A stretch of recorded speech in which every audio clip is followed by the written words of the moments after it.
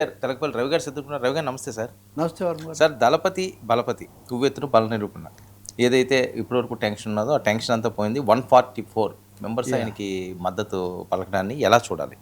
నిజంగా ఇది ఆశ్చర్యకరమైంది. అంటే చాలా మైనారిటీ ప్రభుత్వాలు రాష్ట్రాల్లో కేంద్రంలో మనం చూసాం, కానీ ఇప్పుడు మామూలు పూర్తి మెజారిటీతో గెలిచిన ప్రభుత్వం లాగే అది బ్రహ్మాండమైన ఆధిక్యతతో వచ్చింది.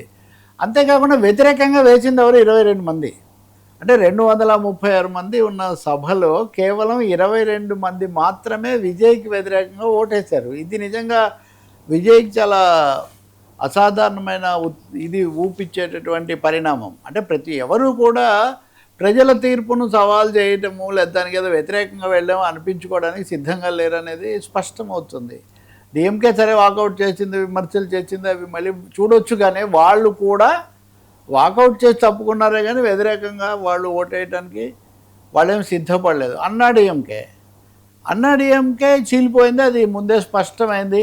ఆ షణ్ముగం, వేలుమణి అనే వర్గం వాళ్ళు మాజీ మంత్రులు వాళ్ళు బలపరిచారు. పళనిస్వామి ఓడిపోయాడు. నిజం చెప్పాలంటే విజయ్ దీంట్లో పళనిస్వామి ఓడిపోయి ఆయన పక్కన పడిపోయాడు. మొన్నటిదాకా ముఖ్యమంత్రి, అంతకుముందు స్టాలిన్కి ముందు పార్టీ ప్రధాన కార్యదర్శి, ఆయన పన్నీరు సెల్వంను గెలిచాడు కానీ విజయ్ని గెలవలేకపోయాడు.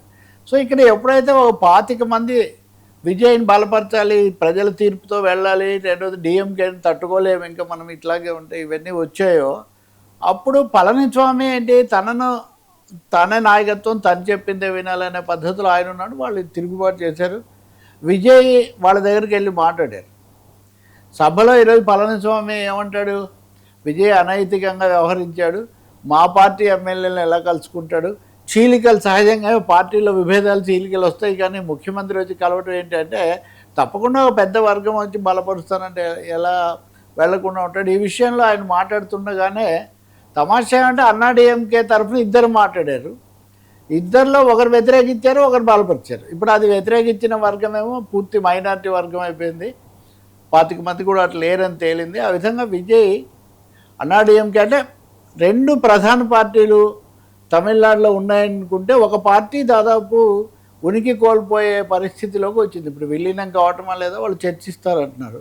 సరే, ముందు నుంచి బలపరుస్తున్న కాంగ్రెస్, కమ్యూనిస్టులు, వీసీకే, అలాగే ఆ దినకరన్ మన్నార్గుడి మాఫియా అంటారే వాళ్ళు, ఆ ఎమ్మెల్యే కూడా ఆయన దినకరన్ ఇచ్చిన దీన్ని కామరాజ్ అతని పేరు, కామరాజ్ పేరు చాలా తమిళనాడు ముఖ్యమైనది కదా, కామరాజ్ కూడా ఇలా బలపరిచారు. విస్తారమైనటువంటి మద్దతుతో విజయ్ చాలా విజయశంఖం పూరించాడు. ఇది ఒక అసాధారణమైన విషయమే. అంటే ప్రజాస్వామ్యంలో ఇప్పుడున్న మారిన పరిస్థితుల్లో జనజీలు, జనాకర్షణలు, సోషల్ మీడియా, దీని మీద పరిశోధన చేసిన వాళ్ళు బీబీసీ స్పెషల్ స్టోరీ రాసింది. How A chief minister one exclusively the help of social media అని బీబీసీ ఒక పెద్ద స్పెషల్ స్టోరీ. అసలు విజయ్కి ఎన్ని పెట్టాడు, ఏ పద్ధతుల్లో ఇదంతా చేశాడు, ఎలా యువతలోకి చొచ్చుకెళ్ళాడు.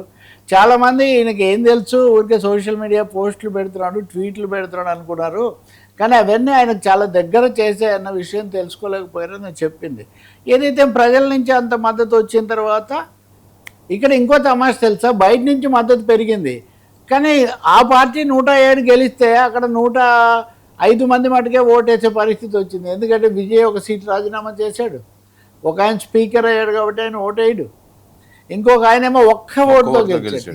ఒక్క ఓటుతో గెలవటం కూడా అది కూడా చాలా ఆశ్చర్యకరం కదా. అతని పేరు సంథింగ్ శ్రీనివాస్, అది తిరుప్పూర్ నియోజకవర్గంలో.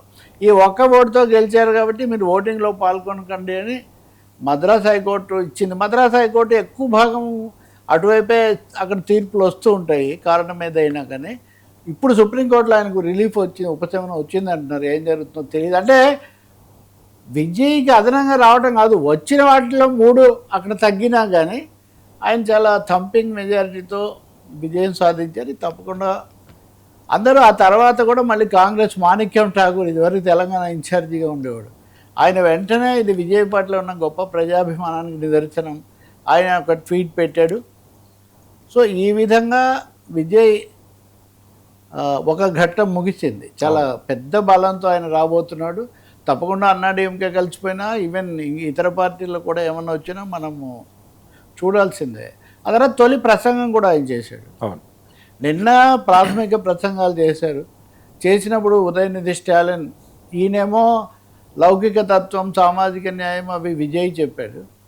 ఉదయనిధి స్టాలిన్ సనాతన ధర్మం అనేదాన్ని ఎదుర్కోవాల్సిందే, దాన్ని కూల్ చేయకపోతే భారతదేశంలో సామాజిక న్యాయం ఉండదండి, మేము అదే విధానాన్ని కట్టుబడి ఉన్నాము అని ఆయన బలగుద్ది మళ్ళీ చెప్పాడనాలి. ఈయన కూడా లౌకిక తత్వమే అన్నారు. కాబట్టి ఇది చాలా క్లియర్గా ఎన్డీఏ వ్యతిరేక మ్యాండేట్ లాగా, ఎన్డీఏ వ్యతిరేక ప్రభుత్వం లాగే, అంటే బీజేపీ వ్యతిరేక, ఎన్డీఏ అంటే మిగతా వాళ్ళదే ఉంది కానీ అది అక్కడ కనిపించింది. విజయ్ ఈరోజు తొలి ప్రసంగం చేసినప్పుడు 2-3 మంచి విషయాలు చెప్పాడు.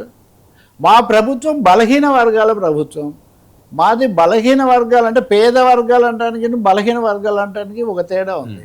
మేము బలహీన వర్గాల తరఫున నిలబడతాము, వాళ్ళ కోసం మేము చేస్తాము. గత ప్రభుత్వం చేపట్టిన పథకాలు ఏవి మేము డిస్టర్బ్ చేయబోము, ఆ పథకాలు కొనసాగిస్తాము, అవసరమైతే కొంచెం సర్దుబాటు చేస్తామేమో, కానీ రెండోది కక్ష సాధింపు రాజకీయాలు అనేవి చెయ్యము. మమ్మల్ని వ్యతిరేకించే వాళ్ళ మీద అయినా సరే మేము ఎలాంటి కక్ష సాధింపు చర్యలు చేయము, అందరినీ కలుపుకొని పోతాము. అంటే విజయ్ ఇచ్చిన సంకేతాలు కూడా అవే, అందరి ఇళ్ళకి వెళ్ళి ఇవన్నీ చేశారు. సో ఆయన తన కొత్తవాడిని, తనకు ప్రజల మద్దతుతో వచ్చాను, ఎవరితో తగాదా పెట్టుకోవటం కంటే నేను అందరి మద్దతుతో అందరి వాడిని అనేది ఎస్టాబ్లిష్ చేసుకోవాలనేది విజయ్ దీనిగా ఉన్నట్టుంది.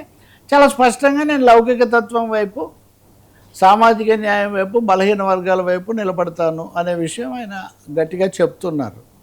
ఈవెన్ ఆయన తొలి చర్యలు చూసుకుంటే కూడా మొదట ఏం చేశారు, ఇప్పుడు మనం ఆంధ్రప్రదేశ్లో, తెలంగాణలో కూడా చూస్తాం, మద్య నిషేధ ఉద్యమాలు నడిచి ప్రభుత్వాలు ఏర్పడిన రాష్ట్రం ఇది. ఉమ్మడి రాష్ట్రంలో ఉన్నప్పుడు ఎన్టీఆర్ అసలు తెలుగుదేశం జెండా పక్కన పెట్టి ఒక ప్రత్యేకమైన సారా నిషేధ జెండా తయారు అంత ఉన్న చోటే గుడి దగ్గర మందేంటి, బడి దగ్గర మందేంటి అంటే అసలు సాయంత్రం మనం బయటికి పోతుంటే ఆ మద్యం షాపులు ప్రతి చోట విచ్చలవిడిగా ఉండి ఆ వచ్చేవాళ్ళ పడలేక వాళ్ళు కడ్డీలు పెట్టుకొని మరీ సరఫరా చేయాల్సినంత పరిస్థితి. కానీ విజయ్ ఏం చేశాడు నిన్న మొదటి చర్య అంటే 700 బార్లు వీటిని మూసేయిస్తూ ఉన్న ఫలానా మూసేయనని ఉత్తర్వులు ఇచ్చారు. ఇవన్నీ ఎక్కువగా ప్రార్థనా స్థలాల దగ్గర, పాఠశాలల దగ్గర, విద్యాలయాల దగ్గర ఉన్న వాటిని నిర్దాక్షిణ్యంగా మూసేయండి. సామాన్యంగా ఇవి చాలా పెద్దవాళ్ళే ఏంటి, లేకపోతే అక్కడ అనుమతులు రావు.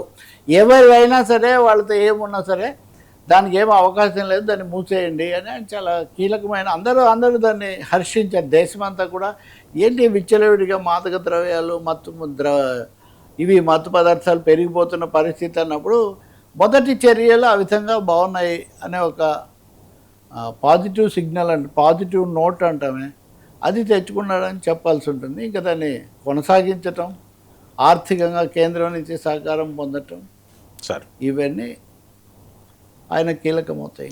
సార్ మరి జ్యోతిష సలహాదారు ఇది పెద్ద ఎత్తున వైరల్ అవుతున్నది విజయ్. అలాగే పవన్ రీప్లే త్రిష సినిమాతో మొదలు. విజయ్ పైన అంటే సెకండ్ సైడ్ ఎప్పుడు మనం ఒక